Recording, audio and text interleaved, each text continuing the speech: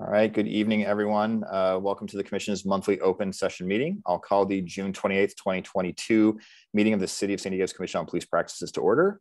We're going to make a slight adjustment to the agenda because obviously we didn't have our closed session, but next up is roll call. So I'll hand that over to Charmaine. Just a correction, this is our regular monthly meeting. We changed it. We changed the format. Oh, sorry, did I say it backwards? The open session is a part of the regular monthly meeting. Right. So I'm trying to get used to it as well. Okay, Chair Hilpert. I'm here. First Vice Chair Case. Here. Second Vice Chair Poppy Fitch. She'll be joining us at around 7 o'clock, 7:30. Commissioner Anderson is excused. Commissioner Dent. Here. Commissioner Harrington. Here. Commissioner Smith. Here. Is Commissioner Clark here? No. Alina, did you send her a reminder? Okay, thank you. Commissioner Shea. Here. Commissioner Vaughn. Present. Commissioner Darby Griffin. I'm here. Commissioner Spruce is excused. Commissioner Pink. He's here. I see him here, but I know he was having a mic issue. I just saw a thumbs up. So yeah, we're good. What do we have from Internal Affairs? SDPD. You have myself, Captain Dupree, Lieutenant Sesang, and Lieutenant Smatlock.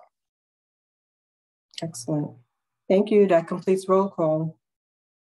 All right, the next item up, it's with COVID and the continuation of our teleconferencing, we have to do a motion every month. So this is our monthly adoption of resolution authorizing and ratifying the continuance of teleconference public meeting pursuant to Government Code 54953.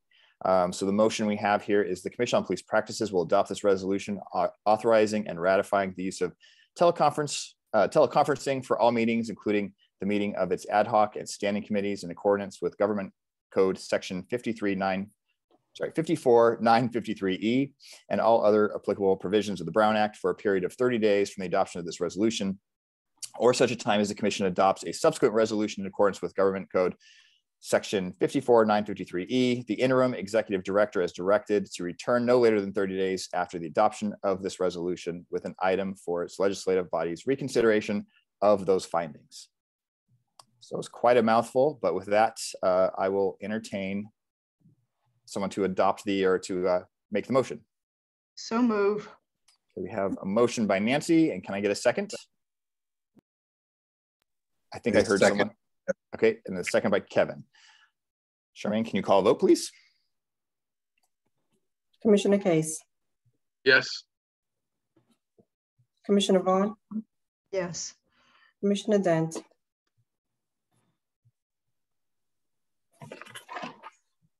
Yes. Commissioner Harrington. Yes, sorry, yes. Commissioner Shea. Yes. Commissioner Darby Griffin. Yes. Commissioner Smith. Yes. And I think Maxine is going to log on just right now. Okay, thank you.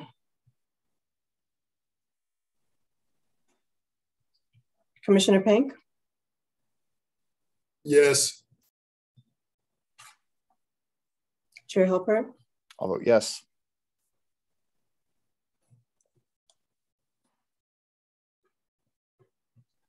Motion passes 9-0-0. All right, the next item we have up is public comment. Typically, if we were doing it in kind of our standard way, we would actually have public comment before we went into closed session. We canceled our closed session today, but we'll still open it up for any public comment if we have any. So I will put up the chat, and if there's any members of the public that want to chime in, please raise your hand and we can unmute you. And I don't believe we received any public comment through the web form, did we, Charmaine? No public comment received. Okay, and I don't see any hands getting raised, so we will now move on. We're skipping the closed session because obviously we canceled that today. So I will read the purpose of the Commission on Police Practices. So the purpose of the Commission on Police Practices is to provide an independent investigation of officer-involved shootings and in-custody deaths and an unbiased evaluation of all complaints against the San Diego Police Department and its personnel in a process that will be transparent and accountable to the community.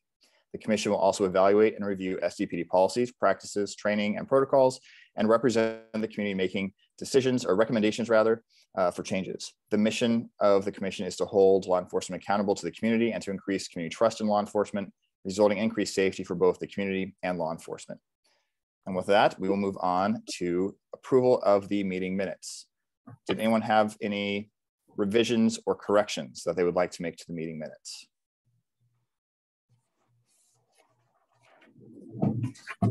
All right, not seeing any hands raised. Can I get a motion to approve? So move. A motion by Nancy. Can I get a second? I'll second. Second. Okay, I heard Kevin first, so we'll go with Kevin. And with that, Charmaine, can you call a vote, please? Commissioner Case? Yes. Commissioner Vaughn? Yes. Commissioner Dent? Yes.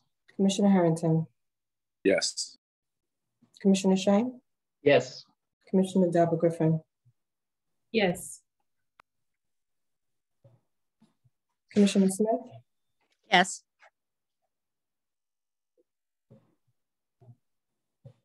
Commissioner Peng? Yes. Chair Hilbert? I will vote yes. Motion passes 9-0-0. All right, thank you. And then the last of our public comment, this one is non-agenda public comment. Same kind of rules as before. If anyone would like to make a non-agenda public comment, an item that is not on tonight's agenda, please go ahead and raise your hand and we can either unmute you or you can also type in chat. I'm not seeing any hands raised, so we will go ahead and move on. Oh, there we go, Kevin. Yeah, obviously it's not related, but I just wanted to say hi to Christopher Pink and notice that he's here again with us. So it's good to have him back. Thanks, Kevin.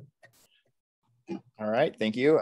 So we're gonna move over to our educational training topic for this month. So our fairly new outside counsel last month gave us kind of a primer on Brown Act and kind of the roles and responsibilities that we all have as part of a city agency. And so part two is about confidentiality related issues under the Brown Act. So with that, I will turn it over to our outside counsel, Dwayne Bennett. Over to you. Thank you, Chair. And could I get the PowerPoint put up? Tonight, I just wanted to discuss the second part of the Brown Act presentation. This part really deals with closed sessions and confidentiality under the Penal Code, under the Evidence Code, under the Government Code. A lot of what you all do as commissioners involves peace officer personnel files, so I will talk about those just briefly in the context of your closed sessions. Although open meetings are really the way of government, the government's supposed to be open and the public's supposed to be able to participate, there are aspects of what you do that cannot be discussed openly. And that's why you have closed sessions. And closed sessions are exceptions to the open meeting requirements. And for purposes of going into closed session, you can go into closed session for various reasons, such as to discuss personnel matters, which is primarily what you do, where you're dealing with appointment, evaluation, discipline, dismissal, et cetera, et cetera. Those matters may be discussed in closed session unless the employee who is being under discussion requests that the matter be addressed in open session. And this is one of the reasons, and you can blame me for the closed session the readjustments, because under the Brown Act, you have to provide an employee who's going to be discussed with notice of the closed session and give them an opportunity to have it heard in open session if they choose. You virtually will never see this, in my estimation, happen with the matters that you discuss, where some employee would say, or some officer would say, I would like to have the charges and the complaints against me addressed publicly. But it is their option. And what may happen, or what might be more likely, is that somebody who's on for closed session, who has a matter that they know is coming before the commission, have somebody speak for them prior to the closed session, or perhaps they have comments that they would just like to make general or generic comments prior to the closed session. That could happen. You can also go into closed session to discuss existing litigation, labor negotiations, and public security. Those aren't matters that you would typically be going into closed session on. Typically, you'll be going in regarding personnel matters. Next slide, please.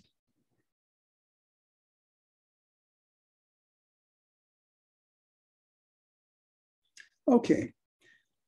It's important to recognize that peace officer personnel files are confidential, and this is why you can discuss them in closed session. And I also tell you this as commissioners, you're held to a position of trust, just like I and all of us who work in this area.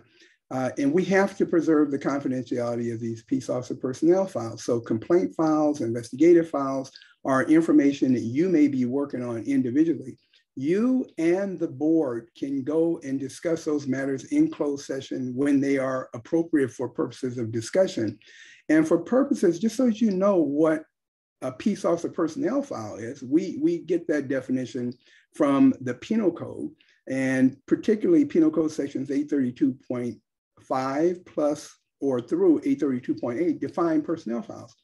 And the personnel files are records of peace officers maintained by a state or local agency such as the commission. And I do want to stick a point here. Under the new or the draft implementation ordinance being discussed by the city, the CPP will become its own custodian of records. If that ordinance is drafted in its present form, you will become the custodian of records. So that means the CPP will have to have a designated person to serve as custodian of records, because once a person wants, or anytime a person wants to get access to a peace officer personnel file, they have to have approval of a judge to do that. So typically speaking, we have what is called a pitches motion, or it's a motion that a person, whether it be a criminal defendant or even a civil litigant, when they want to access a peace officer's personnel files, they have to go to court. They have to file what we call a motion that has to be argued. Your custodian of record will have to come to court, and those records, the judge examines in camera, meaning outside the presence of the court. The judge examines the records in front of a court reporter and decides whether or not the records should be disclosed or turned over to the person who's requesting the records. So even in that context, it shows you how heightened the confidentiality is surrounding these records. And as commissioners, you're held to that same standard, and I'm held to the same standard. We have to preserve the confidentiality of these records. The only way they get disclosed, typically, absent some of the things we're going to talk about in just a few minutes, is where a court orders their disclosure. Next slide, please.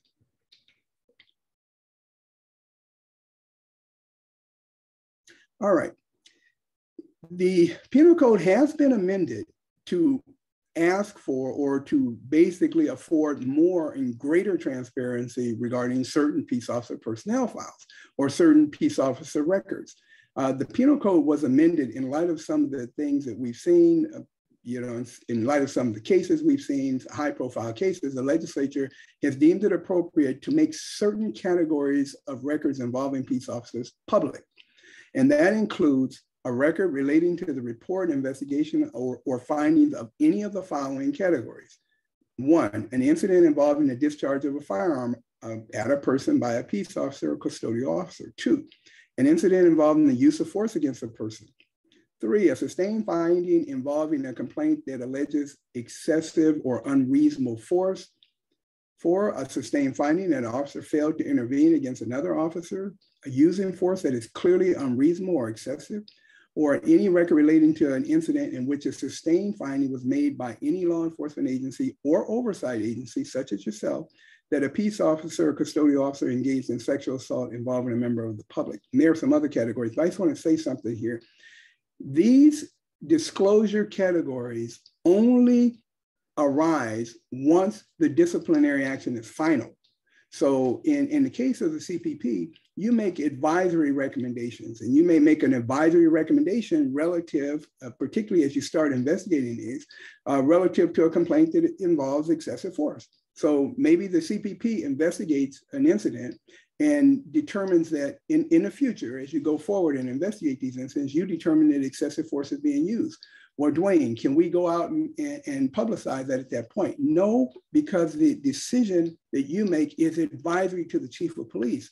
Once the chief of police makes that determination and agrees with you, assuming that's the case, and the disciplinary action is final, it can be made public.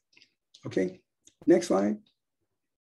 Also, a record relating to an incident in which a sustained finding was made by a law enforcement agency or oversight agency involving dishonesty by a peace officer or custodial officer relating to the reporting, investigation, or prosecution of a crime. That is a disclosure category, all right? Any record relating to an incident in which a sustained finding was made by any law enforcement agency or oversight agency that a peace officer engaged in conduct, including but not limited to verbal statements, writings, online posts, etc., that involve prejudice and discrimination. That is another disclosure category the legislature is deemed fit to have. But again, these are for purposes of final actions, and any record relating to an incident in which a sustained finding was made by any law enforcement agency or oversight agency that the peace officer made an unlawful arrest or conducted an unlawful search. I have a question from Kevin. I believe it just popped up. Is there a question? I was just asking if, as commissioners, can we get a copy of this? Sure. Thank you. Sure, the PowerPoint will be there. Charmaine has it, and so I'm sure she can send it out. And if any commissioner, if you have any questions or debate, questions, disagreement, please feel free to interrupt me. Okay, it's good anytime. And I'll just add real quick. What I can do is I can take these PowerPoints and I'll put them on our shared documents on our secure Google Drive, and I'll send out a link to everybody. Thank you. Perfect. Thank you, Chair. Okay, next slide. All right. Now, despite these disclosure categories that we just talked about, there still is, the legislature still says that even before these records are disclosed, the agency shall redact a record disclosed pursuant to this section only for any of the following purposes. And, to remove personal data or information, home addresses, et cetera, to preserve the anonymity of whistleblowers, complainants, victims, to protect confidential medical, financial, or other information which would constitute an unwarranted invasion of privacy, where there is a specific, articulable, and particularized reason to believe that disclosure of the record would pose a significant danger to the physical safety of the peace officer, custodial officer, or other person. And you can redact the record, or certain information can be redacted from these disclosed records based upon personal information, clearly where there is a balancing of privacy versus public disclosure, where the interest in preserving the record outweighs the public's right to know these records or information from these records need to be preserved. I know that the issue of confidentiality can be frustrating to the public. I understand that people say, hey, this is about openness and transparency. These records need to be made public, and particularly when you have a large scale or a high profile use of force incident. Well, the legislature has stated, and they've heard that, and they say, yes, in certain information, this information needs to be made public. The public needs to know. But I can also tell you from the standpoint of representing peace officers, there are really valid reasons for confidentiality surrounding these records. It becomes a public safety issue, not only for the officer, but also for members of the public when certain records are disclosed errantly. And that's why when we have discovery motions, when we have, whether it be a criminal defendant or a civil litigant that goes into court that seeks access to these personnel records, that's why there's such a fight. There are two or three serious fights to preserve peace officer personnel files, because everybody involved realizes that if these records are improperly disclosed, they throw off the whole balance of the criminal justice system. They can cause for the danger of people's lives. Even civilian witnesses that are involved in an incident could be jeopardized, as well as the officer. So there are valid reasons for confidentiality, and we seek to preserve that confidentiality. And it's up to all of us to make sure that we preserve it to the extent afforded by law. Next slide. All right. Now, your closed sessions are authorized primarily under Government Code Section 54957B2. All right. And again, this section, or actually Government Code Section 54957 authorizes a closed session, but Government Code Section B2 is the provision of the Brown Act that says that prior to going into closed session to discuss an employee or any charges or complaints against that employee, you have to give that employee notice 24 hours before the closed session. The employee has a right to appear, to ask that the matter be held publicly if they choose. And if you ever do have a police officer that says they want the matter heard in public, there's your openness and transparency. It doesn't get more open and transparent than that. But even still, if a peace officer were to ask that their matter be heard, the complaints or charges be heard against them in public, that would not mean that you would discuss the internal affairs investigation or you would discuss information other than those charges or the complaints. So for example, if a peace officer said, I want this complaint heard in public, of course, the complainant could be there to say, okay, this is what the peace officer did, but you would not go into the internal affairs investigation. The department still has a privacy right in that information, as well as information related thereto, because that internal affairs investigation will involve information greater than just the officer's charges or complaints against them. Also, I would also say this. If a peace officer ever requested that something like this be held in public, some matter that you would be discussing normally in closed session, if they wanted it held in public, the POA attorneys would be involved. Everybody, your attorney, whether it's your general counsel or until your general counsel's there, I would be involved. That would all be negotiated before this thing went live. So I'm certain that the peace officer's representative or attorney would want to discuss before they took this matter public, what they wanted to discuss, what part of it is problematic. I'm sure Captain Dupree or Internal Affairs would also weigh in on this also. So I wouldn't worry about it, and we'll cross that bridge if we ever get there. Next slide. Actually, I had one quick question kind of going on this. So if, for example, an officer did ask to have their case heard at an open session, I know we wouldn't be talking about the IA case file, as you just said. So would we basically just be presenting a redacted version of the commission's case report? Chair, you very well may. It just depends on what's in that report.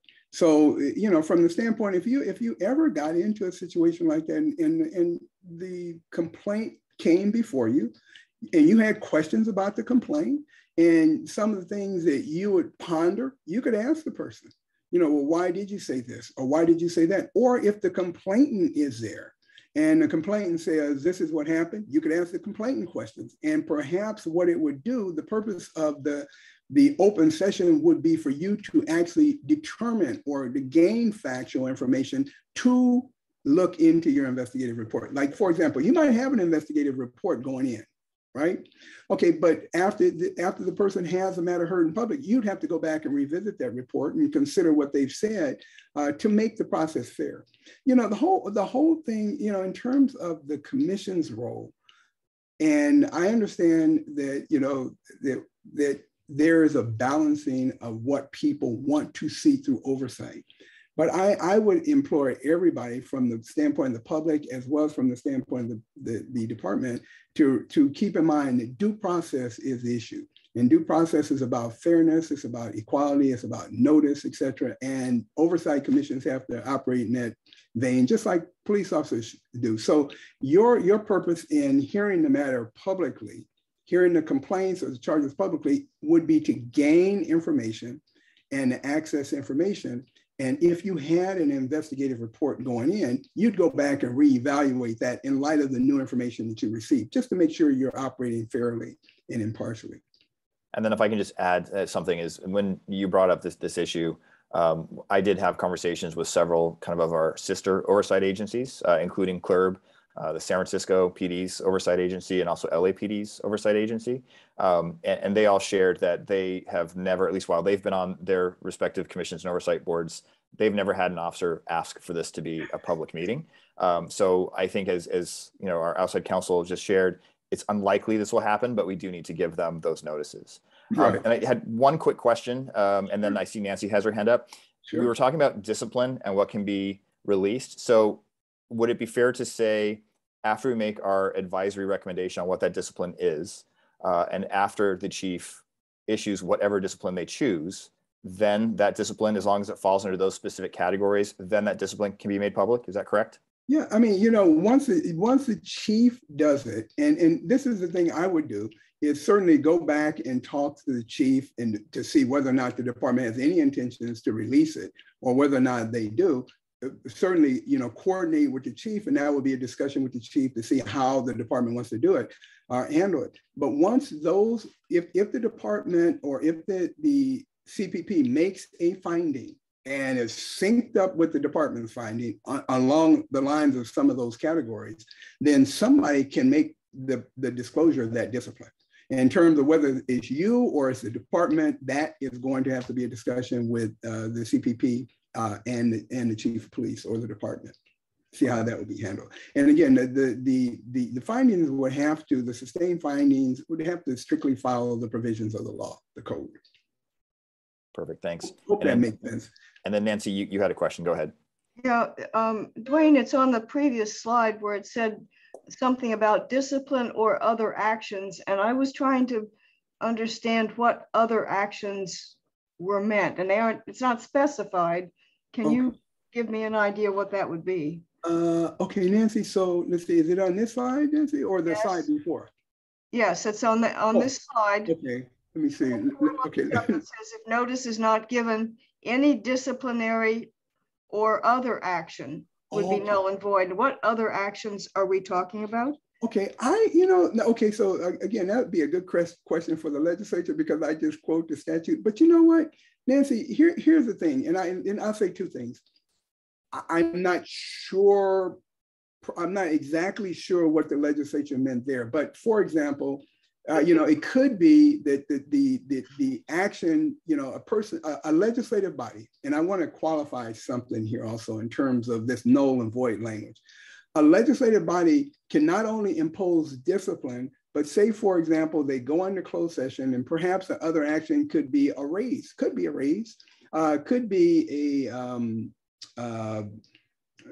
for example, some promotion. Well, when I became city attorney in Oceanside, the city council went into closed session and they appointed me city attorney. All right, that was the other action. That wasn't discipline. But, if they didn't give me notice, I guess the appointment, which was another action, could be null and void.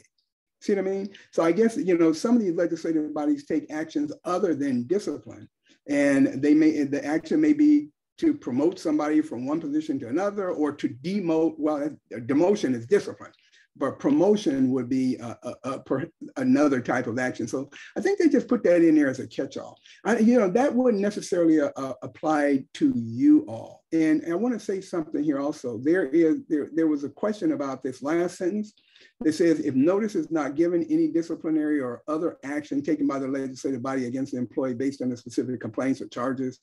I don't know how you could promote somebody based upon charges or complaints in the closed session shall be null and void.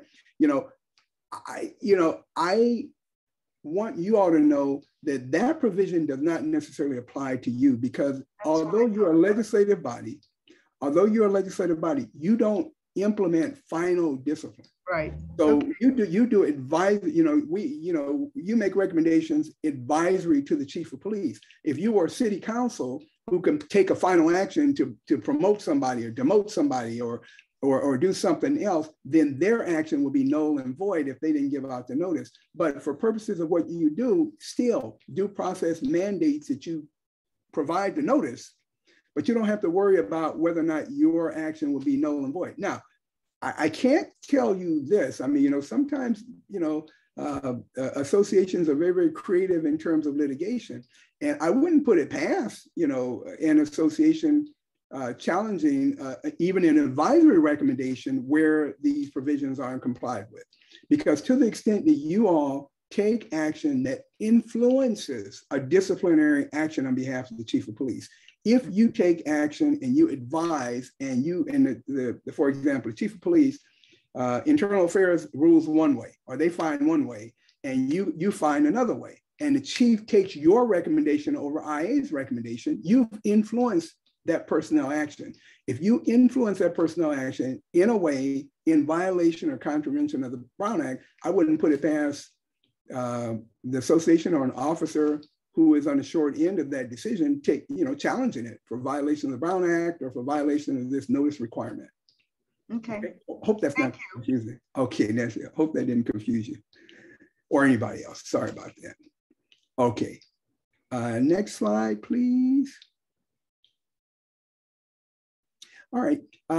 Regarding confidentiality and closed session confidentiality, please keep in mind that the Brown Act and Government Code Section 54963 penalizes leaks of confidential information from closed session. So, what you discuss in closed session needs to stay in closed session. What happens in Vegas needs to stay in Vegas, so they say. But whatever you discuss in closed session, you must keep it to yourself. That means that you can't share it with family members, you can't share it with significant others. It's really the information of the commission. And only the commission as a whole holds the privilege of that closed session. So the commission as a whole would have to vote to disclose that information out of closed session. No individual commissioner can make that decision. Okay, so, and there are some, I don't want you to worry about it, but there are some penalty provisions such as, misdemeanor prosecution where you violate the Brown Act. Next slide. I can't say I've never seen that happen, but I have seen where a legislative body violates the Brown Act, the courts can issue injunctive relief against that body. They can require that body only go into closed session with a court reporter present to transcribe everything to make sure that there are no leaks or any violations. Under Government Code Section 54963, it says a person cannot disclose confidential information that has been acquired by being present in a closed session authorized to a person not entitled to receive it unless the legislative body authorizes disclosure of that confidential information. Okay, so yeah, it's closed session is closed session. Next slide. I have a question. Yes. If you suspect that certain information is being divulged to parties outside of a session, who would you notify? Oh boy, that's good. Well, a lot of times, if you think that there is a closed session leak, I can tell you sometimes it gets reported to the police. If it's somebody, for example, on the commission, I would first go to the chair. I go to the chair, I tell the executive director, you can report it to your attorney. Typically speaking, I hate to, particularly when you have your own your inside general counsel, typically closed session leaks are reported to the city attorney, they're reported to the general counsel or whoever is the legal person there to take whatever action is appropriate. Okay. Where you have illegal, disclosures out of closed session, they have legal ramifications. So right. A lot of times people will run to the lawyer and say, hey, somebody is leaking information out of closed session. And unfortunately, sometimes when those leaks come out of closed session, they go to the newspaper or they go some other place. So I've seen situations where reports have been made to the police department. Typically, they go to the chair, the mayor, they go to the city attorney or to the attorney who's in charge, or they will also go to the city attorney. In this case, it was, I don't think any of you would do that, but you tell Charmaine, you contact the chair, you can contact me to deal with it. Okay, thank you. You're welcome. Hopefully that never happens. I don't think it will. All right. So again, you can't disclose it. Only the board can do it. And from closed session, out of closed session, the Brown Act says that once you go into closed session and you take whatever action you have, some action you must report to the public. And those are called reportable actions. And typically reportable actions are final actions because most of your decisions and most of your discussions in closed session are going to be advisory decisions. You won't have many reports out of closed session, but you might. There might be something that is a policy call that doesn't divulge confidentiality that you think is very, very important for the public to know. And it comes out of a disciplinary action. It's something that you were in closed session to discuss and that you could discuss. Maybe there's a report out. Typically speaking, your attorney is going to determine and advise you as to what is reportable action. For now, that would be me to tell you, okay, you need to report this out or you don't. And when you report out, you have to report out the vote count. of the commissioners. So if, just like you do roll call, you report out the vote count of the commissioner, of the commission, as well as the final action. Next slide. All right, and here are some examples of reportable actions from closed session. Finalized legal actions, finalized settlements, finalized employee bargaining agreements, some finalized personnel actions, e.g. discipline, appointments, dismissals, where privacy interests are not implicated. Again, this will be on a case-by-case basis, and the attorney, that'd be me for now, would be advising you. So you'd be good to go. I wouldn't let you report anything out that you can't. All right, next slide. All right, and again, the sanctions for violations of the Brown Act, open meeting or closed meetings could be a misdemeanor. I've never seen it happen. I wouldn't worry about it. You have to really, really go out of your way to violate the Brown Act in a way where you're going to get charged with some crime, but it is that serious, okay? As well as any action that you take could be void or could be voidable. And so you as a commission, even as an advisory body, make decisions that are important and that influence disciplinary actions. To the extent that you take action that violates the Brown Act, that action could be void, or that recommendation you make could be void, or you could really, really muck up the action of the department. So if we did something as a commission that was inappropriate and took an action that was in violation of the Brown Act and it influenced some officer's discipline, they could challenge that. Okay, and they could challenge it and say, hey, they violated the Brown Act, and that action or any penalty that I suffered is void or voidable. Whether they challenge it in court or whether they challenge it through a government code section 3304 appeal, which is an administrative appeal peace officers can take when they're disciplined, that could be a problem. So we don't want any of that. And that's why I say, and why we're doing this Brown Act training, it's very, very important that we comply with the Brown Act at all times. All right. And also, you don't want to take any action where the member or where the public is deprived of information they are entitled to. All right, next slide, which I think is it. All right, and again, this section is just there for your edification. I don't want to scare any of you all. I've never seen anybody prosecuted for violating the Brown Act, but it is in the law. You need to be aware of it. And I have seen actions invalid. I have seen legislative actions by legislative bodies invalidated because they violated the Brown Act. And so we're here to make sure that that doesn't happen and try to provide whatever advice we can to make sure it's good. The district attorney also is a reportable in terms of the question. I think that was you, Kevin, that asked the question in terms of reporting Brown Act violations. The DA for sure can be is the person who receives information in terms of Brown Act leaks, because the district attorney is the highest law enforcement official in every county, and they can prosecute. So sometimes people will report Brown Act violations to the police because they could become a misdemeanor violation, to the district attorney because they can prosecute, or to the city attorney or a general counsel, right? Because they know it's going to be a legal issue. All right. The district attorney can prosecute, but also actions can be brought to enjoin or to stop Brown Act violations. So in certain cases, legislative bodies might not be able to meet, or will have to meet under some rule of sanction because they violated the Brown Act. All right. And I believe that's it. Oh, there we go. That's all right. All right. So these are the penalties and these are the sanctions. And next slide, which I believe is it. Screen should go blank. That's it. So that's in a nutshell, the Brown Act open and closed session. Are there any questions or anything I can clarify at all? Clear as mud? Okay, thank you very much.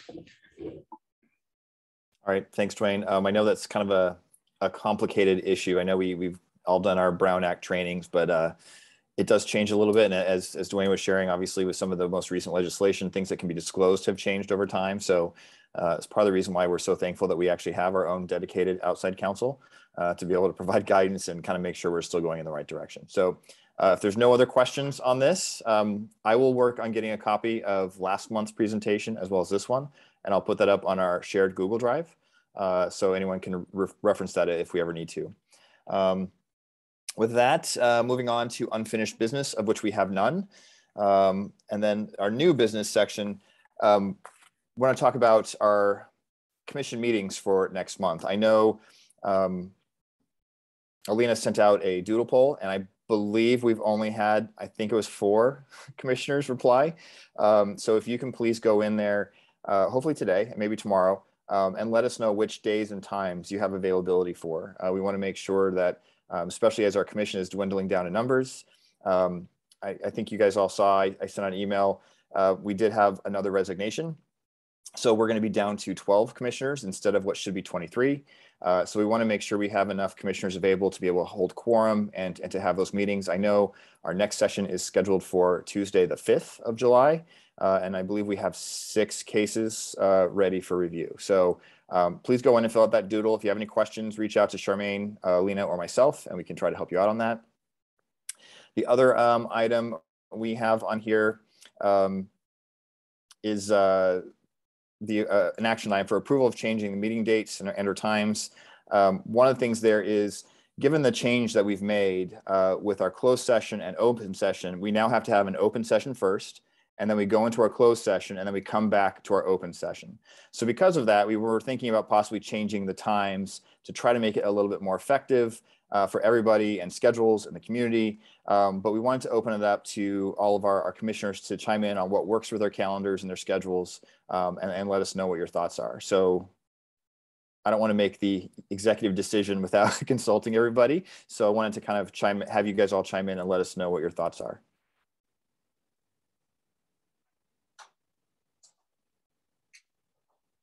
Don't everyone all speak at once. There you go. Yep. Andrea, go ahead. Yeah. Hi. Thank you, Brandon, for that question. So I can only speak for myself. Obviously, for me personally, the meeting times, Tuesday nights for me work well. They will continue to work well, afternoons or evenings. And the only thing that I found confusing the last time we went into open, closed, and back to open session was the mix up with the various Zoom links. Which I'm sure everybody is aware of. And if that could be a bit more organized, that would be great. Yeah, and I think also the last couple times, or the last time we did it, it was the first time we did it. And so, yeah, it was a little bit chaotic. Yeah. So I think obviously as we do it, a couple more times, we'll get the process down better. And I think so we as commissioners will understand, and also the public will understand kind of what that process is. The other thing I do want to mention is, we've started having monthly collaboration meetings with CLRB. And one of the things we were talking about doing is canceling what would have usually been our second Tuesday meeting, because that's the day that CLRB also meets. And that way, if members of the public want to be able to attend both our commission meetings and also CLRB meetings, they would have that ability, because right now they'd either have to pick one or the other. Fortunately, we have our open sessions are on YouTube, but I mean, a lot of people I think would probably want to watch that live. So that was one of the other discussion items. And Charmaine, I see you have your hand up, so go ahead. Yes, I just wanted to just to note and make sure that I mentioned to everyone that I will continue to send the meeting links for the closed meetings. So y'all should be expecting 3 of those links. I would also put all 3 into the email that I send out every Friday prior to the meeting. So make sure that you're all checking those Friday emails for the closed meetings as well. Thank you.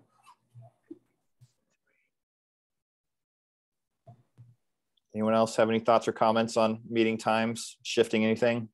What were you thinking of changing, Brandon? I mean, what did you have in mind to change it to?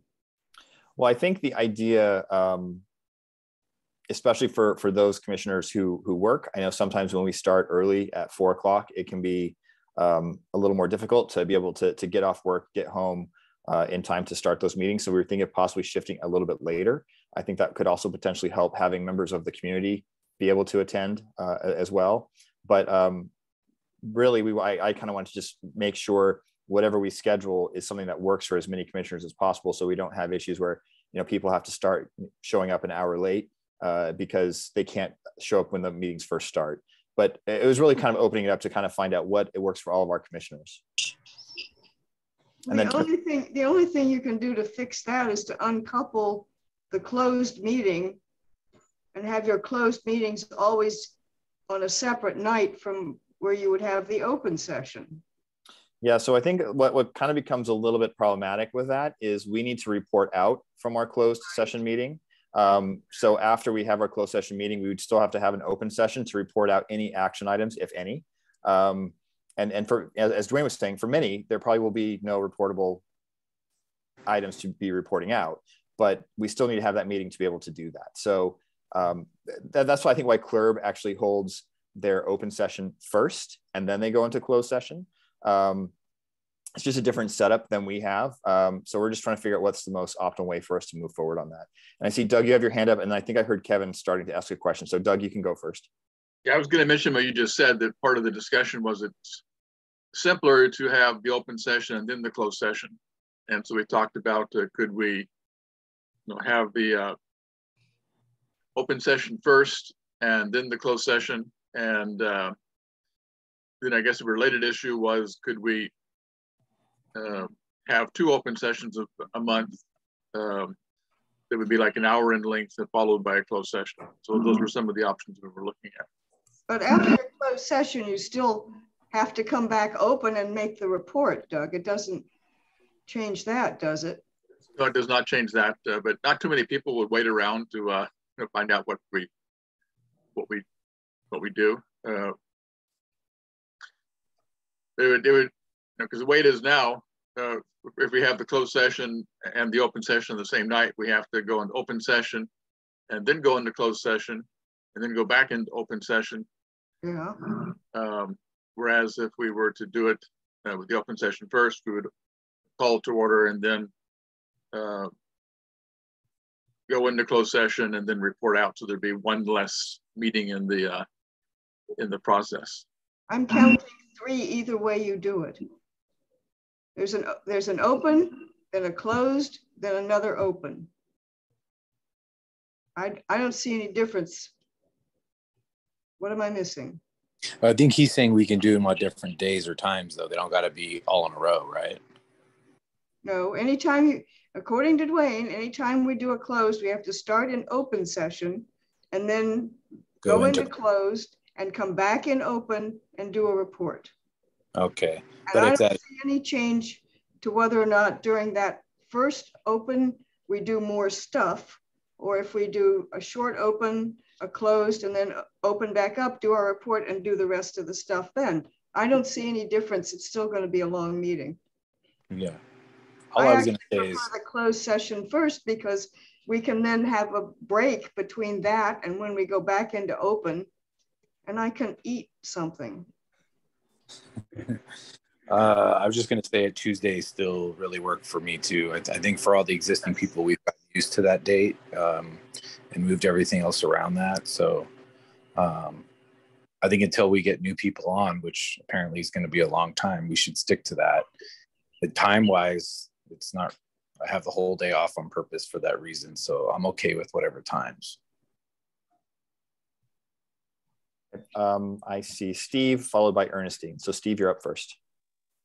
Thank you, Chair. I was just wondering what the purpose of the doodle poll is. Because personally, every time I indicate something that I'm not available on doodle poll, there's always a meeting scheduled. And in cases, I'm even scheduled to present on those days. So I was wondering, just I'd like to ask what the purpose of the doodle poll is. Yeah, so I think kind of part of it is one, just to see who and how many commissioners can attend.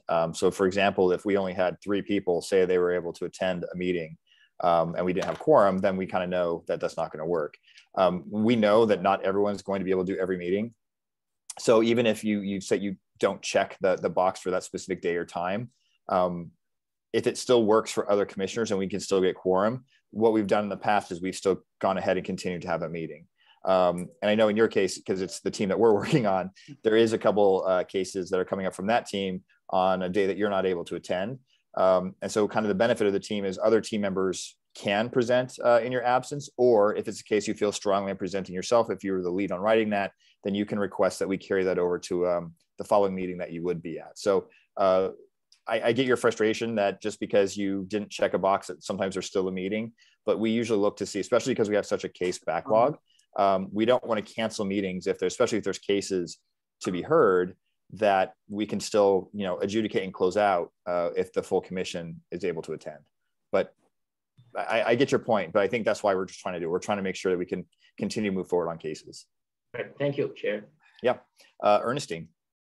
Well, two things. I think meeting with CLRB would be very valuable, especially now that the sheriffs are investigating San Diego's cases, shootings, etc. And second, if it was on 2 different evenings, that would not be acceptable at all to me. On, I would say most people. I've saved Tuesdays for years for this group. So that's what I wanted to say. Thank you. Okay. Anyone else?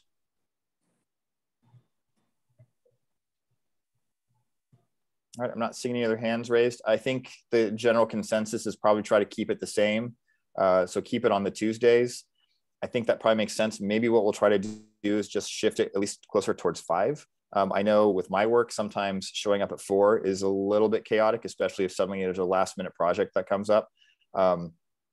But we can kind of work around that. And the other thing is going back to that second Tuesday meeting.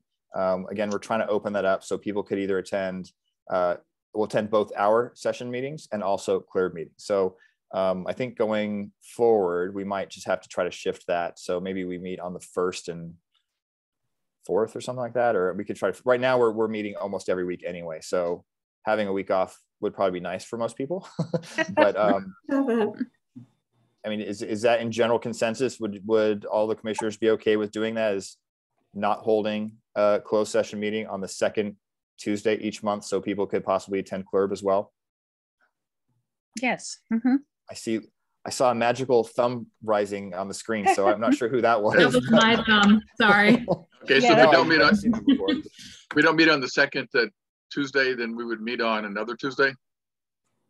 I think right now we tend to be meeting almost every week anyway. So Okay. Let me just correct that. That's not true. We haven't met for the last 2 Tuesdays, due to canceling the closed meeting. So it also depends on which cases are ready for the commission's review. So let's just clarify that.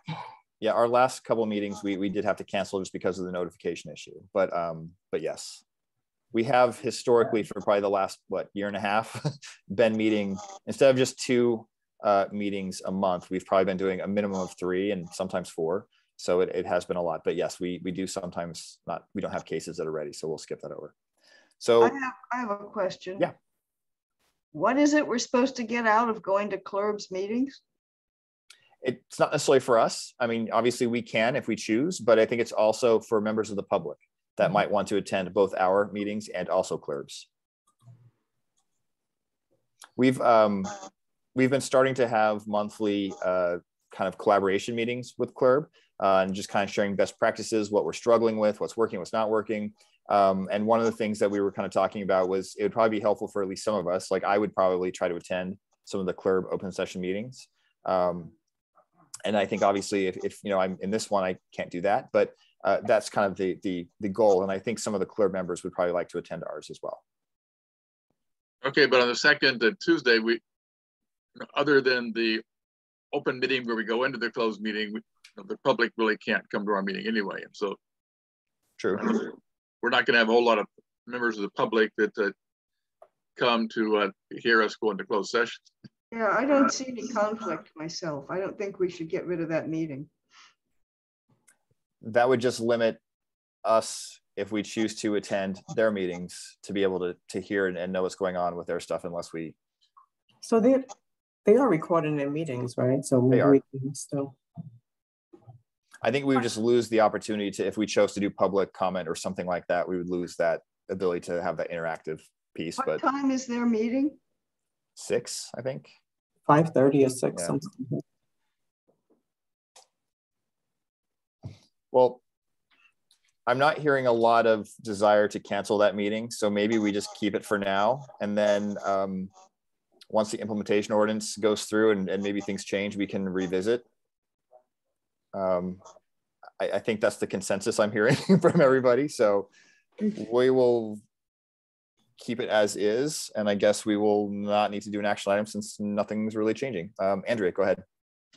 have a question, please. And I'm sorry if I overheard this, but who initiated the collaboration with CLERP? Did that come from CLERP's side or did that come from our side? We had initially reached out to them, but I think there was mutual interest on both sides to be able to share best practices and what was going on. Okay, thank you. Yeah. But isn't that sort of administrative stuff? Yeah, I mean, high level, yeah. But I mean, I think there's still issues, especially now that we have that the MOU, especially of officer involved shootings. I think it's important for our organizations to be able to share what's going on, and even just kind of countywide law enforcement oversight. I think it's helpful. I know I've been attending kind of both the regional and statewide oversight agency meetings, and Doug and Charmaine, I think, have at least popped in on a couple of those. And I think those have been quite helpful for us. I think some of our most recent policy recommendations, really kind of the genesis of that was attending those meetings and hearing what other departments are doing or what other oversight agencies have been doing. So I think there's a lot of a benefit that the city of San Diego gets by us attending those. So I do think it's helpful, but yes, I would agree it's a little bit more administrative than kind of the nuts and bolts of case review, but it's still an important part of what we do. Okay. All right, the next item we had was case review. We want to talk about the reassessment of the backlog of our cases and evaluation of discipline. As everyone knows, and Charmaine's going to go into detail a little bit later, we have a massive backlog of cases waiting for review. Our outside counsel, and I think it had also come up before, had proposed the idea of possibly no longer accepting new cases until we can get up and running with what we have. As we've been saying for, I don't know, probably a year and a half now, our concern has long been, since we can't appoint new commissioners until the city finishes their implementation ordinance, and just over the course of time and life issues and things like that, we have commissioners that are resigning. So we have fewer people to do more cases, and it's just an unsustainable workload for volunteer commissioners to have that many cases as a backlog for us to complete. So our concern is, at this point, we can't add new commissioners. We've asked the city council to consider doing a temporary, or not temporary, but a standalone implementation ordinance that would allow us to appoint new commissioners. And they've chosen to continue down the same path of just working on that one implementation ordinance. That being said, as we all know as commissioners, we're struggling on keeping up with the cases that we have, and the caseload's taking longer. I know officers are probably getting not disciplined, but they're getting frustrated by the fact they're not getting their cases heard as quickly as they'd like. Complainants are frustrated that it's taking a long time. So we wanted to kind of discuss that and the pros and cons. Obviously, I don't think it's great that we would possibly look at stopping to review those cases, but we're not keeping up, unfortunately. But I wanted to open up for everybody, and I see first we have Andrea and then Dwayne. So Andrea, go ahead first. Yeah, thank you. So where do I start? I want to speak a little bit to the demoralizing effect that it has when commissioners leave the commission. That is not it's everybody's choice whether they continue to serve on the commission or not. But I personally feel it has a demoralizing effect when commissioners leave, and I totally and absolutely understand everybody's decision to leave, because I feel what they feel. And so it just kind of seems that the work we do, which we all find to be important work, otherwise we would not be serving on this commission. We're all intrinsically motivated to do this work. None of us are getting paid. Well, most of us are not getting paid for serving on this commission. So we're all intrinsically motivated.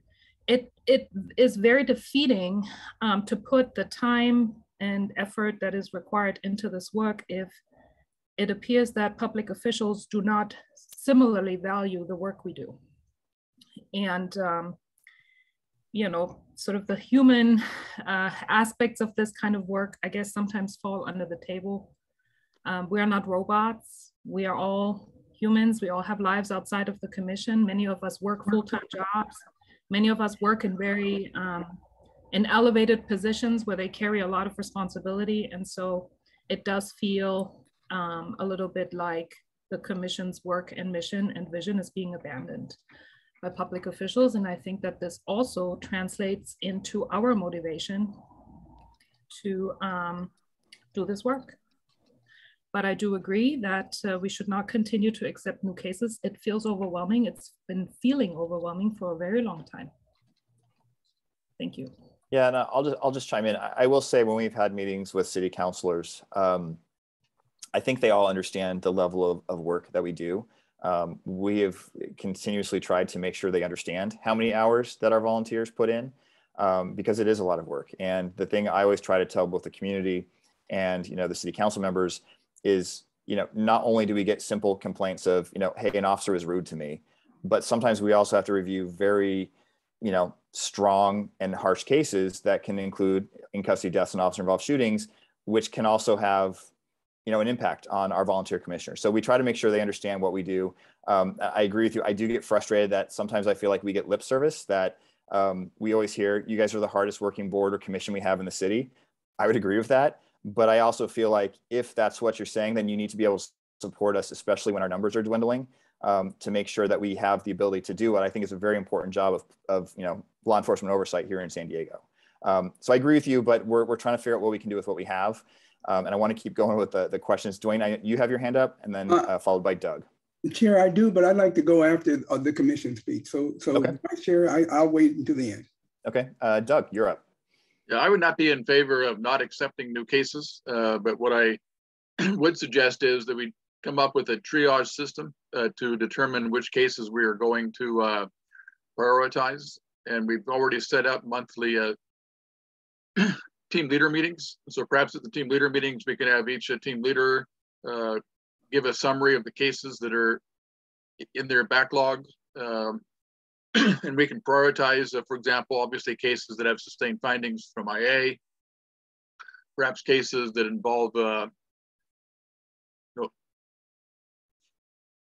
use of force allegations and so forth. We as team leads can decide which ones we're going to prioritize. And then if it's clear that we have we're not going to be able to get through some of the cases that are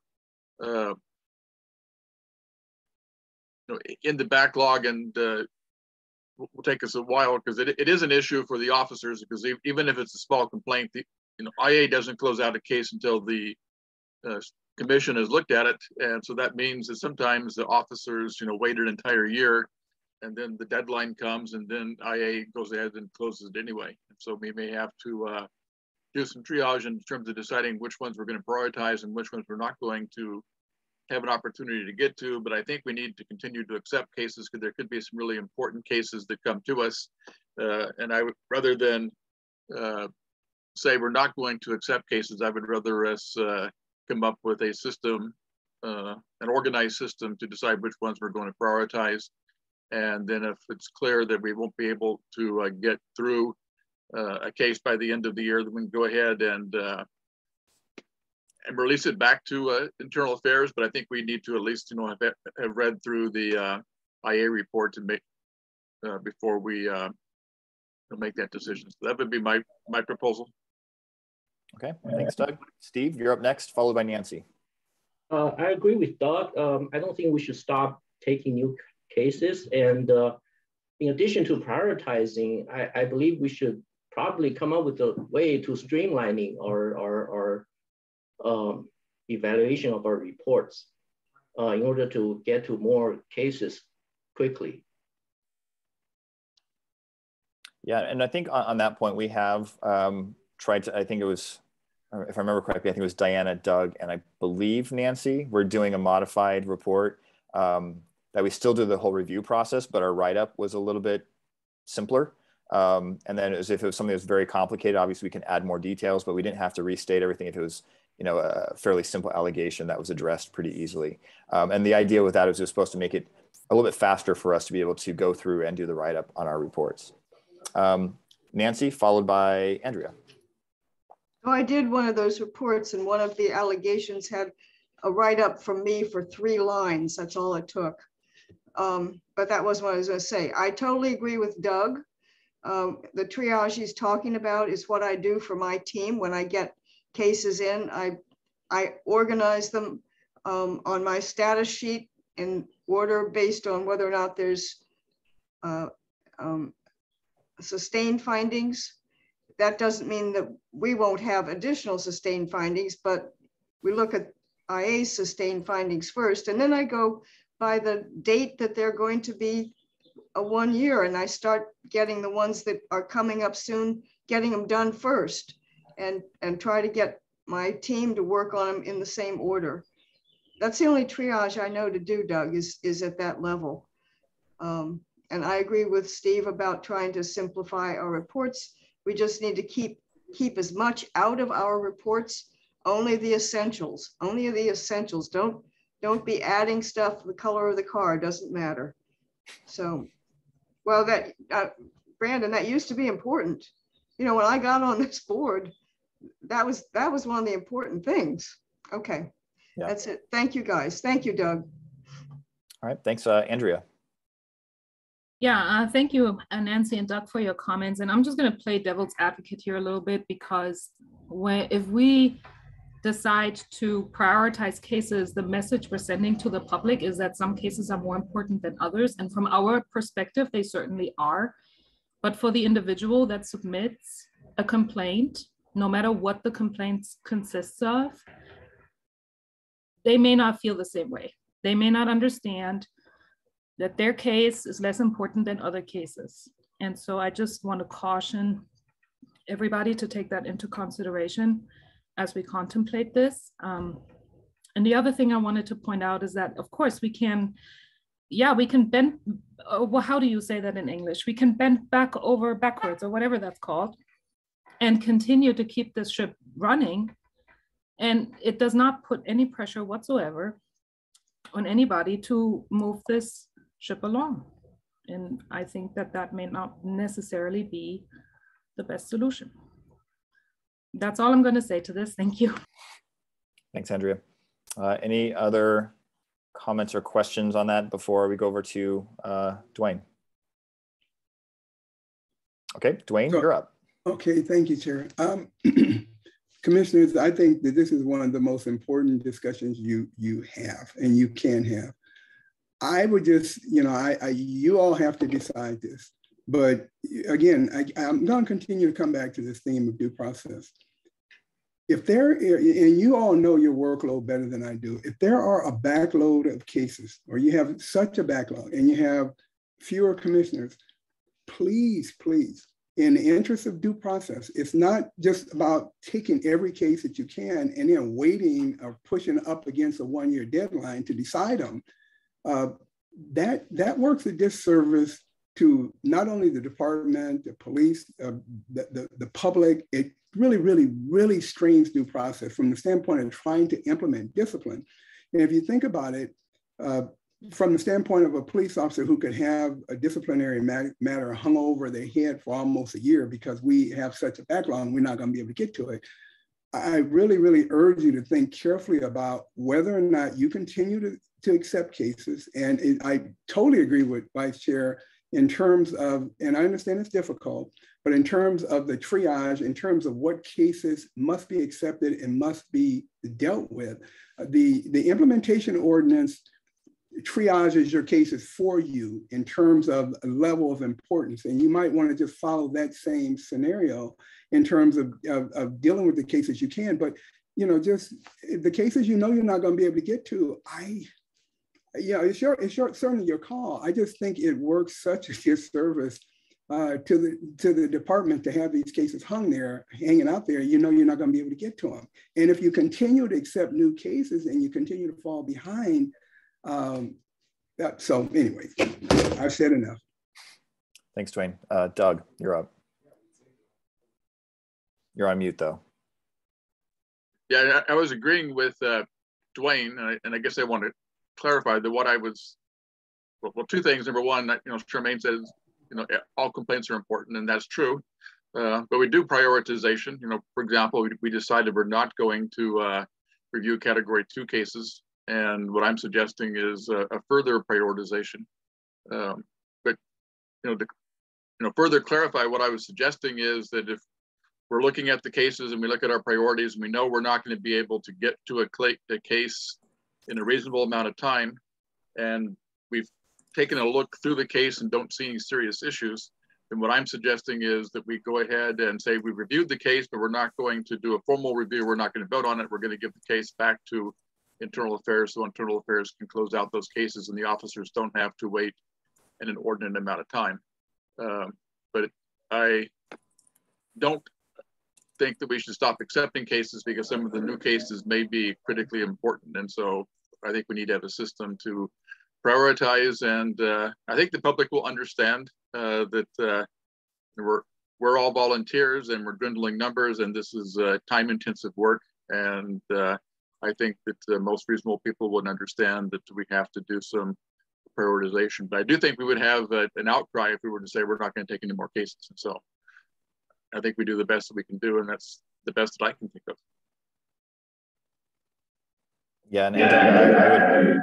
That was a crazy echo. I would agree with you. I do think the optics of us declining to accept new cases, I think looks very bad. I think the community at least feels like there is a safety check, a safety valve with the commission reviewing complaints against the police department. And my gut just tells me the community would feel like if that were to stop, that it would allow the police department to potentially make decisions that maybe are not in the best interest of the community. So obviously being one of the people that's doing case reviews, I totally understand, the frustration of having more cases kind of on our docket than we can realistically work through. But I think like if I were to file a complaint, to know that there was no kind of that safety valve of community observers checking it, I would probably not feel as comforted. So as Dwayne said, we're in a very sticky issue right now. I want to make sure we can get through the cases that we have. But also I don't want our remaining commissioners to have even more cases to review, because I think, most teams have, I think on average, probably 12 to 15 cases. Some, have, in the 20s. So it's a lot of cases there. Poppy, go ahead. I hesitate to add on because really Andrea said everything that I would want to say, but today's my last meeting after 4 years, and I hear our legal counsel urging us to really strongly consider, the actions that we take. And I do think that taking a position that is, that is not sustainable to continue an increasing flow of case volume because of greater public awareness and because IA is more resourced than ever they have been before. And we're not, the opposite is happening. It will force a conversation that needs to happen at the mayor's office, city council, et cetera. And so I guess I'll just, while I have the mic, I'll just say I've really appreciated the collegiality and the time on this board and all that I've learned. I appreciate you, Doug, for being my team lead all these years and all that I've learned from you and from Nancy especially. So those are my parting comments, and my heart is really with all of you. Thanks, Poppy. Dwayne. I just wanted to say one thing, and commissioners, it's nice meeting you, and nice meeting you, Commissioner Fitch. I'm sorry, you're leaving as I come on. I just wanted to say this, in terms of the whole triage that the vice chair talked about, it's a great idea. In terms, the commission could think about just saying, okay, here's the way we're going to, these are the cases we're going to be able to accept. We just can't accept them all. I mean, I just like I say, I just think that from the standpoint of what you all do, you're playing to audiences, the public, but you're also playing to audiences within the police department. And to the extent that a disciplinary system is sustained, it has to be efficient and effective. And the one thing that I'll say is I understand civilian oversight is extremely, extremely, extremely important. One of the things that I've learned from being a police attorney is the thing that really frustrates officers about civilian oversight is the fact that it is so slow and it's a cumbersome process sometimes. And so to the extent we can make the process more efficient, or you can make the process more efficient, you help everybody. And so it's not like, you know, I don't mean to belittle anything that the commission does, because it's such a valuable role. But internal affairs, they're trained professionals also. So they're in there and they make the decisions that they make. It doesn't mean that every decision they make has to be reviewed in order for it to be valid. And I understand the public wants input, but you know, from the standpoint of the commission, you all have resources and you have job duties and you have policy recommendations, et cetera, you can't get to when you're backlogged with these cases. So it's just, you know, as a part of the broader function that you're doing, I think that you serve a great purpose, but, you know, having a whole backlog of cases and continuing to accept every case that comes in that you know you're not going to be able to get to, I just question that. But it's your call.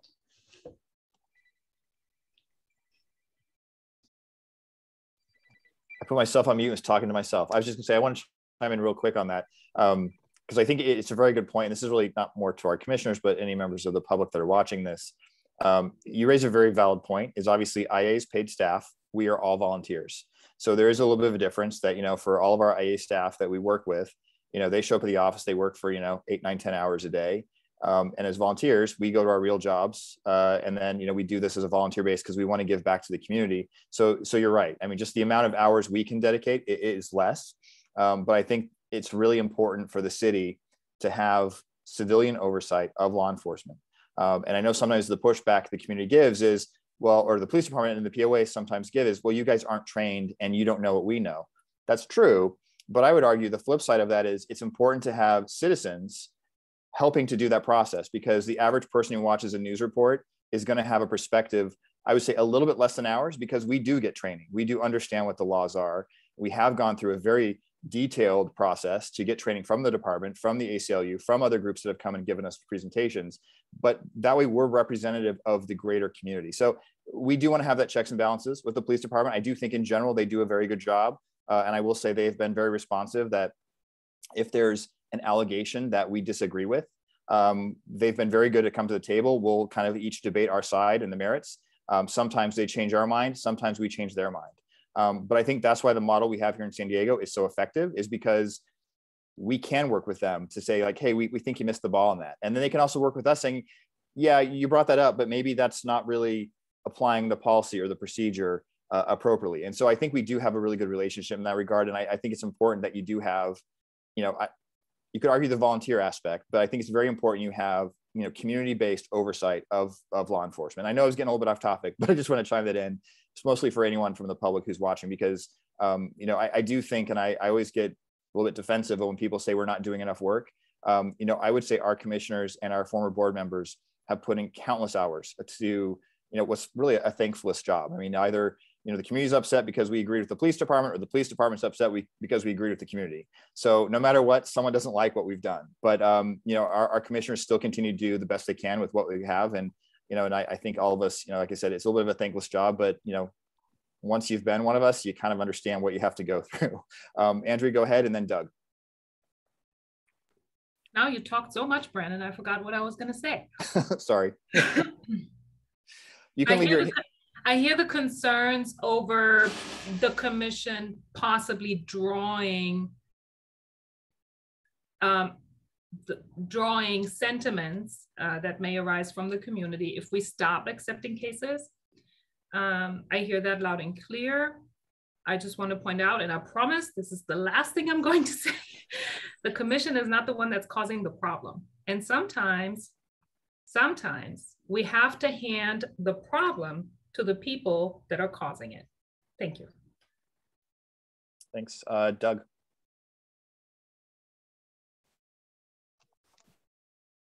Oops. I'd like to go ahead and make a motion. And the motion is that we implement a 3-step process. The first step would be the team leads would be responsible for doing a preliminary review of each of their cases, which would entail, you know, at least reading the IA report, and then summarize each of the cases at the monthly meetings of the team leaders. And then number 2 is at those monthly meetings with the team leaders would agree to a prioritization of cases, both in terms of which cases we're going to do a full review of, and also the order in which we're going to do those reviews. And then the third part of it is that for those cases that we elect not to do a full review, that we would release those cases back to internal affairs so they could close out the case. I guess that's it. And so that would be my motion, is that we implement that process going forward until we have new commissioners. Okay, I see a couple hands up. I was trying to also quickly write that down for the motion. I see Maxine first, then Nancy. Maxine, go ahead.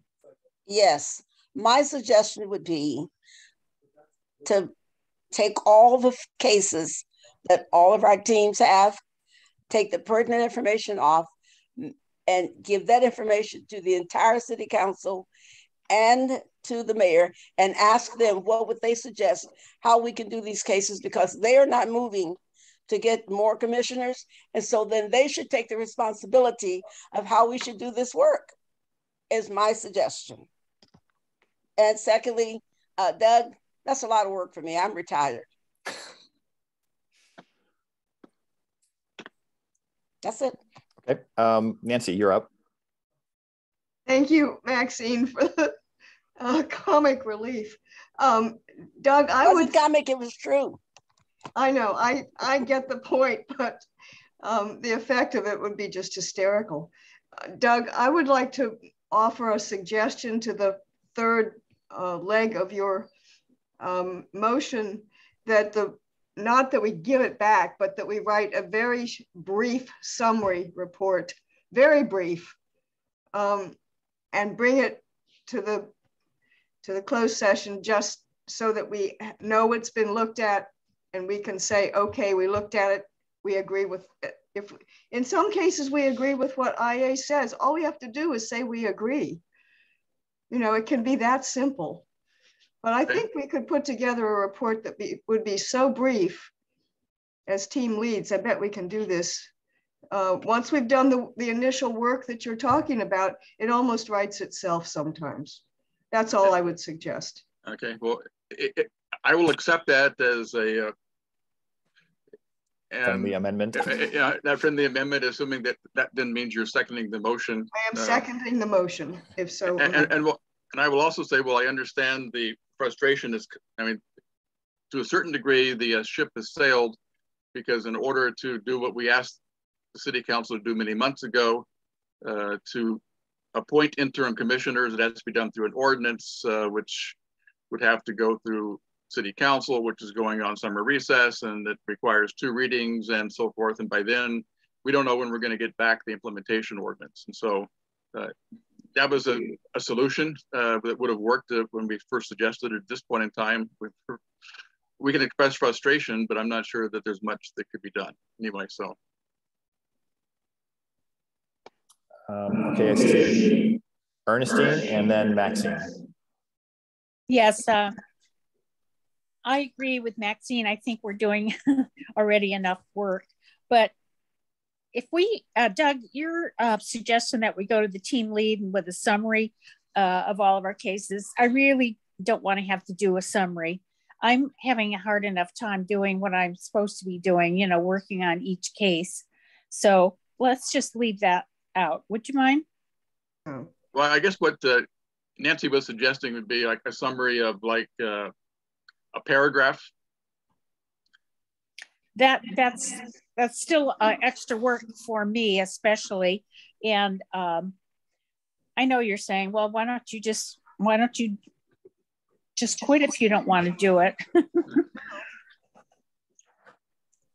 But I'm going to, on our cases, suggest that Maxine and I really simplify our cases. We're going to have just a sentence here and a sentence there to show what we're trying to say.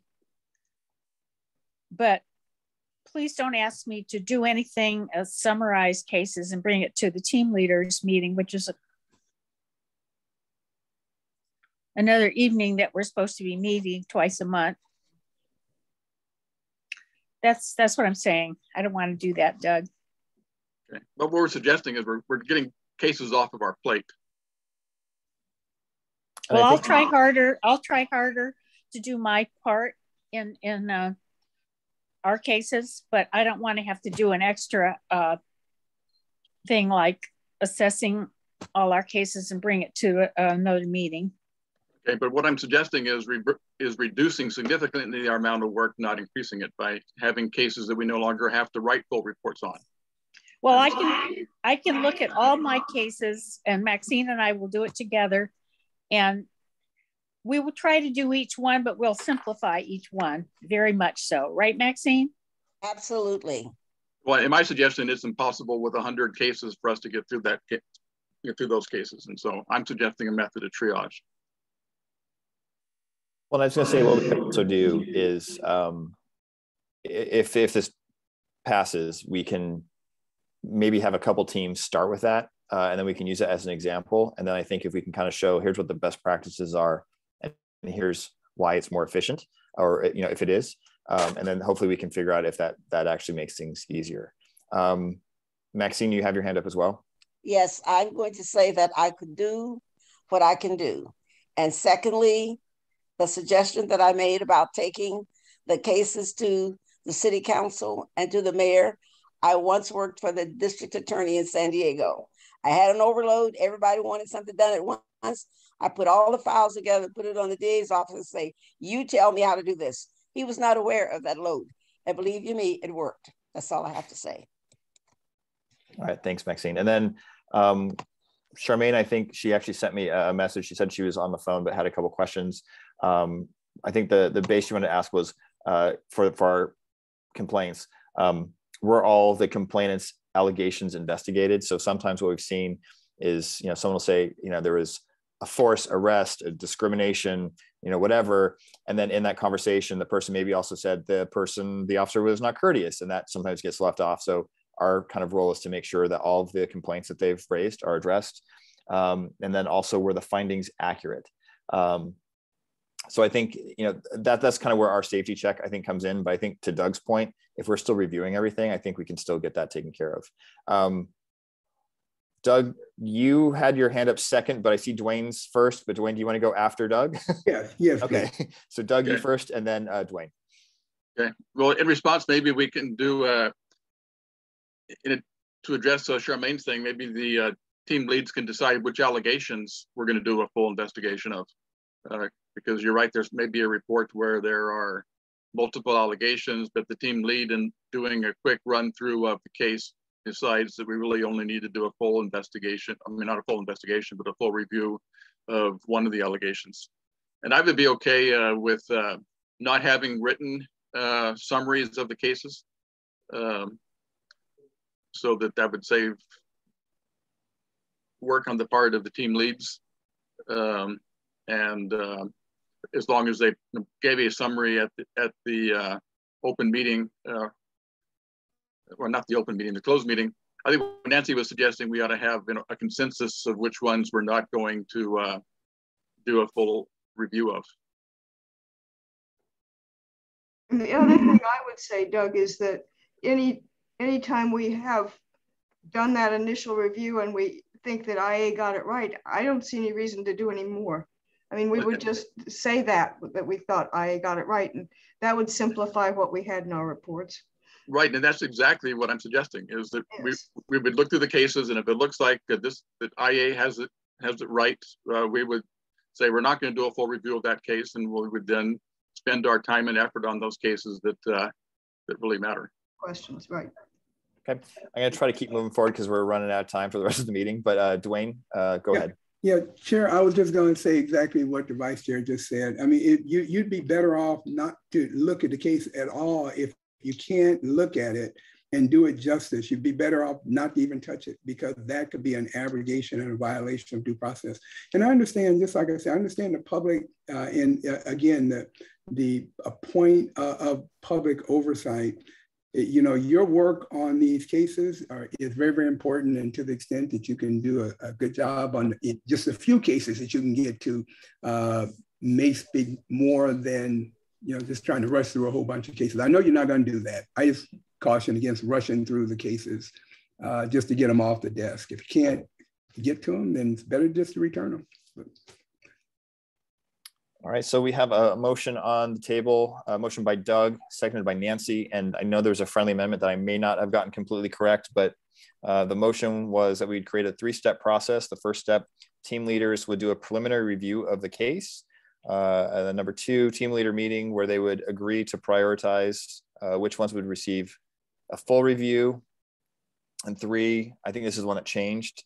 I had cases that don't receive a full review would then be released back to IA to close out the case. But I believe that was the amendment, and I didn't get what your amendment fully was. So the amendment was not to release back, but to write a very cryptic review of it. Okay. And just so that we had something to vote on. And, yeah, and say that we agree when we agree and just be done with it. I don't think you meant to say cryptic, but I know what you meant. Like a very short report, basically saying like we agree or whatever. Yeah. Okay. Doug, you still okay with that motion? Yes, that's fine. Okay. Any final comments? Oh, I have a question. Yep, go ahead. So if we bring this summary to the team lead meeting, and I suppose everybody's going to vote, or the other team leads will vote on whether to move forward. And then if we don't move forward, then we're just going to send those back, which doesn't seem like a good idea to not do at least something. So I would just say, why not have each team look at their cases and maybe just do a brief summary of, or a brief decision on whether they think it's. Yeah, so, well, I think once you get the case assigned to you, instead of doing a full report, just look through it and decide if it's, yeah, IA got it right. Then we could just put a sentence and say, IA got it right. Or if they didn't, we can say that. And would that be enough to bring to the whole board, though, to vote on? That was what I was suggesting, just to clarify, is that you would say that verbally to the team leads, and then the team leads would agree. You would give a verbal summary of this case had so and so. I looked through it. It looks like the IA report is sufficient, and we don't see a need to do a full review. And if everybody agrees, then we would ask IA to close the case. Why don't we bring that to the whole board? We could do it to the whole board at the closed session, and then that's fine too. Right. Mm-hmm. Rather than do it twice. I mean, not to the team lead meeting, but just bring it to the whole board and just say, you know, we looked through it and we've decided IA was right, and so we'd like you to vote on that. I think that makes sense. I mean, that's easy enough. And if someone has a concern, they could object and we can discuss if we want to pull it back. And then we, the team, would just one sentence. I don't know where we would put that one sentence, maybe at the bottom of the case. I don't know. But that's what would go back to, I guess it goes back to IA. Right? Right. So I think with that, we're more or less in agreement. So I kind of want to go to a vote so we can try to move on unless anyone has any super concerns. Well, what's the vote now? Is it bringing it to the team lead to have them vote on it and then to the board? My suggestion is just to go directly to the board, not have it go to a team lead meeting. Well, I still think at the team lead meeting, we ought to have maybe a discussion of prioritizing the cases that we're going to do. I agree. So in terms of which ones we got to do first, I think every team lead and the team should decide that for themselves, not have the other team leads do it. I think it's fine as long as we have discussion, the team lead meetings about where each team stands. All right. We could do that. Just say, we have all these meetings and all these cases and they haven't been getting done. I could say that. Okay, Charmaine, you have your hand up. So I guess the team leads, they meet monthly. How many cases will each team lead be expected to bring to those team lead meetings? I thought we were meeting twice a month. It's once a month. Well, for the team lead meeting. Yeah, that's why okay. Oh, I guess what I would propose is, for the team leads, as you're going through, if you can kind of go through as many as you can, and then we can present those so we can at least get started. I know obviously the first go round is going to be a little bit more intensive work, but say if you have 20 cases and you only get through 10 to present, we just come in, we discuss those 10. And I would probably, for the team that I'm working on, I would probably prioritize all the oldest cases first, just to be able to kind of go through those. But I'd kind of let the teams try to figure out how they wanted to do that. But I think ultimately we should go through everything that the team has. But I think we also don't want that team lead meeting to be like a 4-hour meeting. We want to try to be efficient in what we're doing. Oh my God. Yes. Here are the cases we have. Here's, this one's concerning, this one's fine, and then we can figure out how to move forward on that. Yes, I agree. Okay. With that, I'd love to go to a vote. So we have the motion by Doug, second by Nancy. Charmaine, can you call a vote, please? Commissioner Case? Yes. Commissioner Vaughn? Yes. Commissioner Fitch? Yes. Commissioner Dent? Yes. Commissioner Harrington is excused.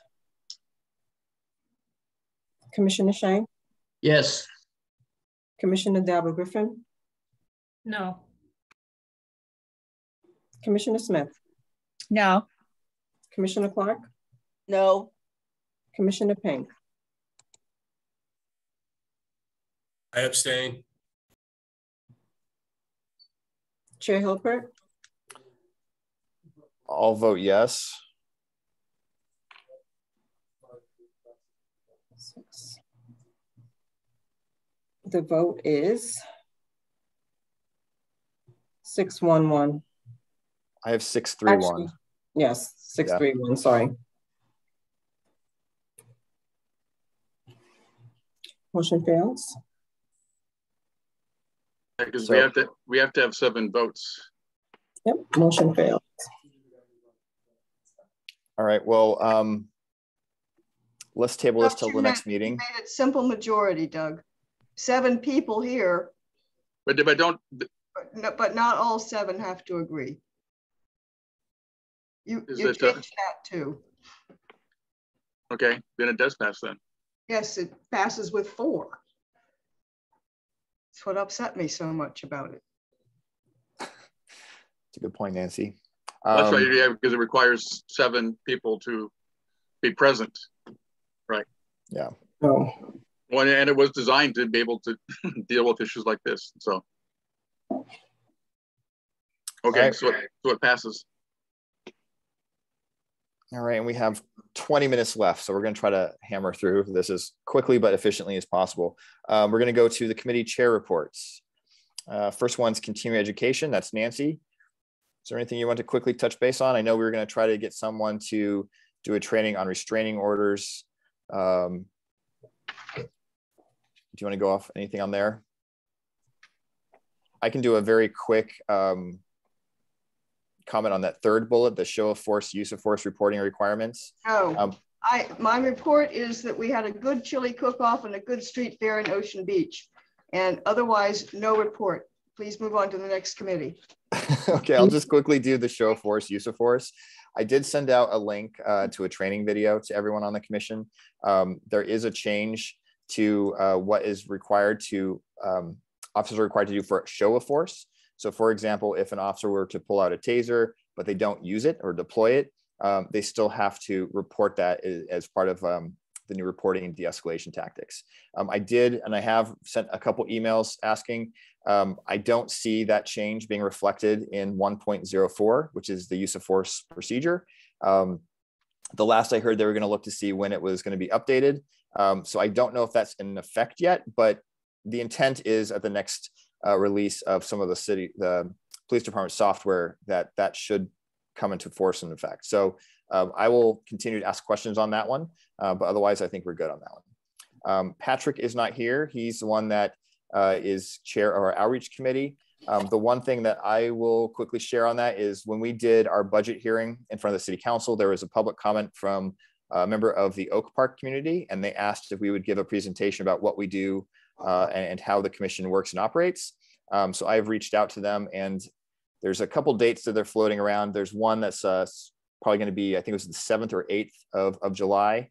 And so I basically do the same presentation that we did to the public defender's office. And we also did for the former Grand Jurors Association. And I've also reached out to the City Heights Town Council as well. So as that comes up, we'll kind of do those, and I'll work with Patrick on outreach. Doug, for rules, I don't think there's anything you want to talk on, but I'll give you the opportunity. No. Okay. Policy committee, we had sent multiple recommendations to the police department. We are waiting for them to give us formal written responses to that. We had a meeting with the chief of police last week, and he and the team were supposed to get stuff to us by last Friday. I'm going to send a follow-up email just to follow up on what the status of that is, but we don't have any outstanding policy recommendations from anyone on the commission. So if there are recommendations or referrals for policy recommendations, please go ahead and send those in, and I can get a policy meeting set up. Recruitment and training. Obviously, we can't really do a lot on recruitment since we don't know what the requirements are based on the new implementation ordinance that's working through meet and confer with the POA. So that's currently on hold. There was a citizens advisory board meeting. I think it was on Monday. I was not able to attend that. Charmaine, I don't know if you were able to attend and you have any updates. Sorry, say it again. Sorry, not to put you on point. I was going to say I was unable to attend CAB, and I didn't have an opportunity to watch the video today. So I don't know if there's any updates to share. No, I didn't watch it, but I think an email was sent out yesterday regarding recommendations that the first vice chair is recommending to SDPD, and it's regarding putting together a sergeant's training class or something like that. And I can forward that. The meeting, so we can go back and watch it. Yeah, and I can forward that recommendation. It was the policy referral that they sent over. I can send that out to the commission. Sorry, I was almost going to sneeze there. Then we'll give it back to Doug for the ad hoc transition planning committee for an update. Okay, the budget process is pretty much complete. There can still be a veto prior to the end of the month, but essentially everything we asked for in our preliminary budget was approved by the city council. We're moving forward on 2 positions. We're making significant progress on the deputy executive director, who would be the person who is, in addition to being the second in charge, would be responsible for community engagement. And so we have done a preliminary review of the applications, and then we will be sending 7 of those. I think we had around 79 applications. We will be sending 7 of those forward, and the next step of the process would be a community panel where we selected, I forget how many, but about 7 or 8 community organizations.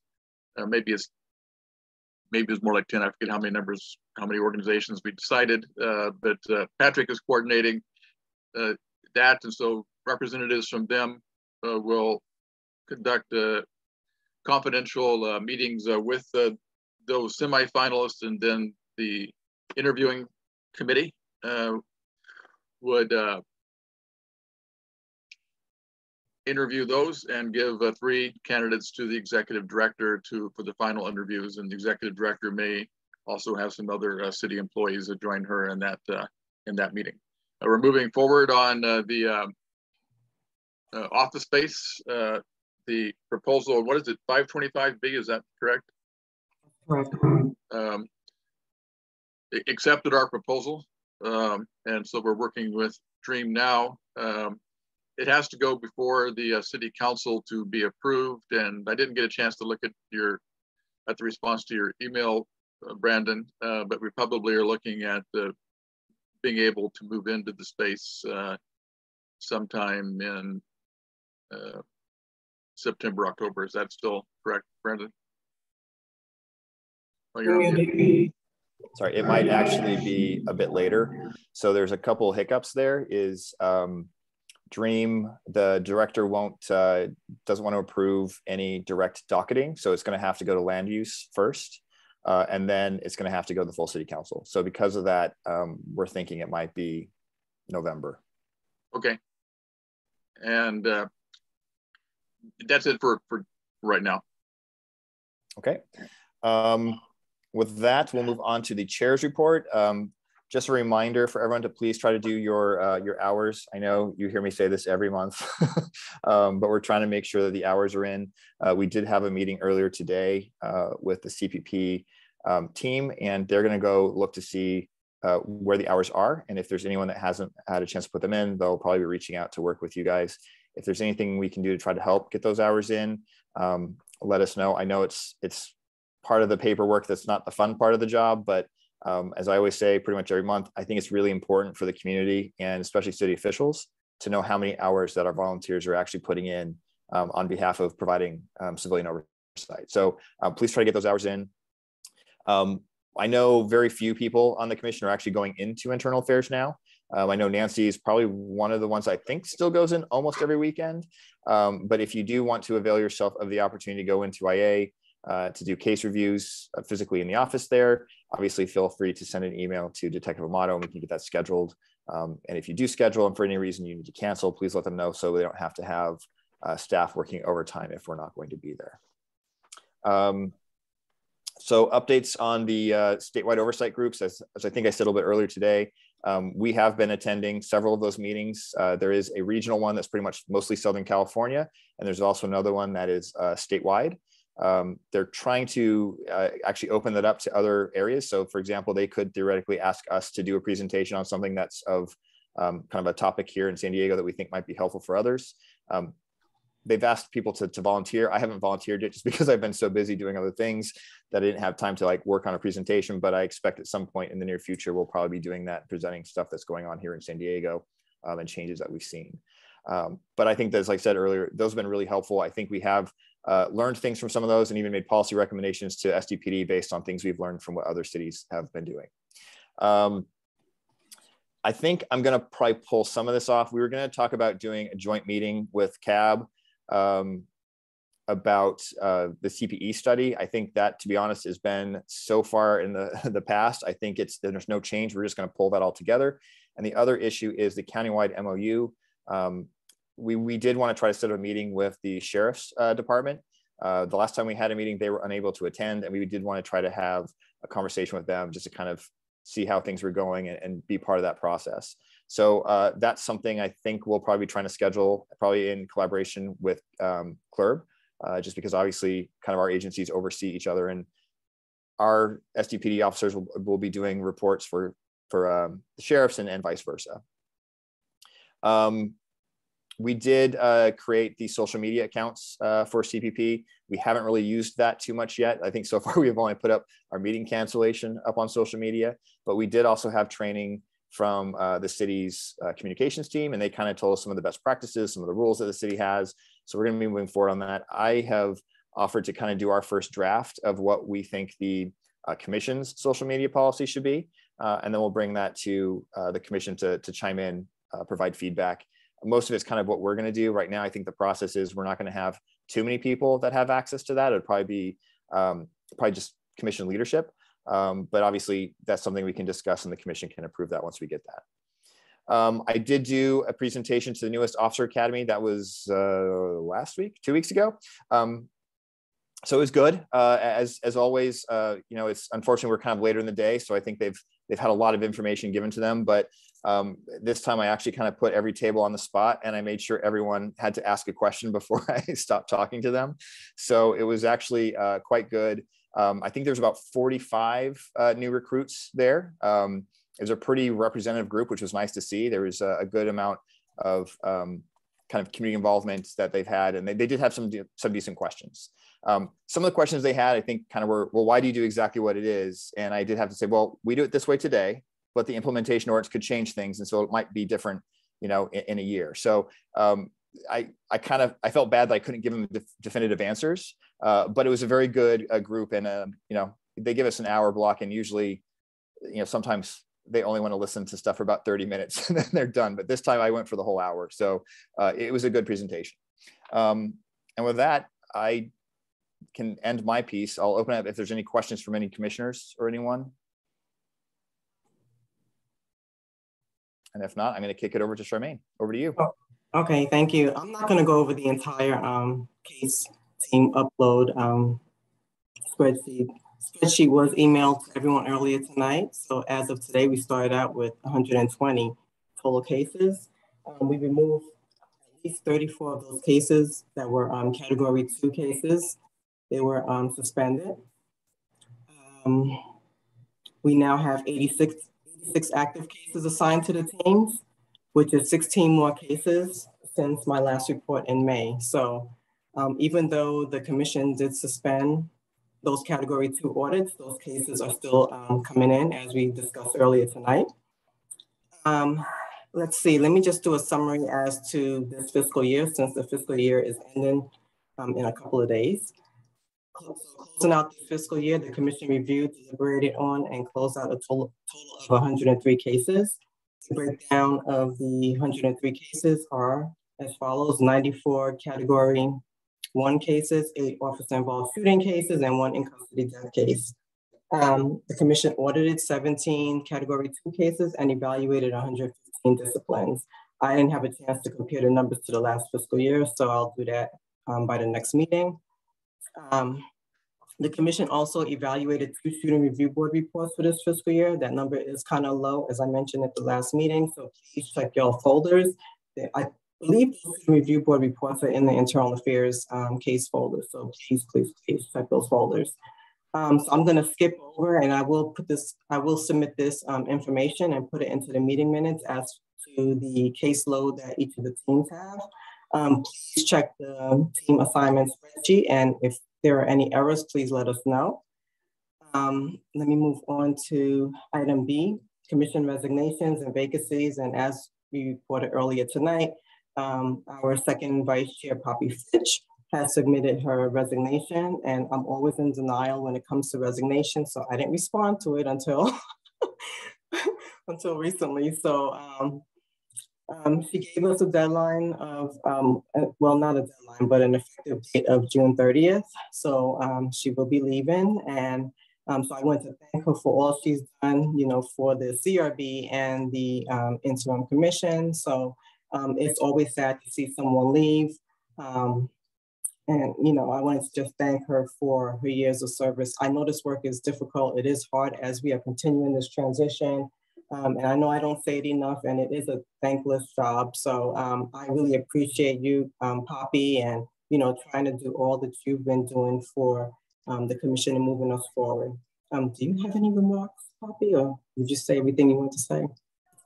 I think I said everything I want to say, but I appreciate your comments, Charmaine, and I've really enjoyed, especially working with you, Brandon and Doug, on the leadership team. So I'll take your friendship with me as I go.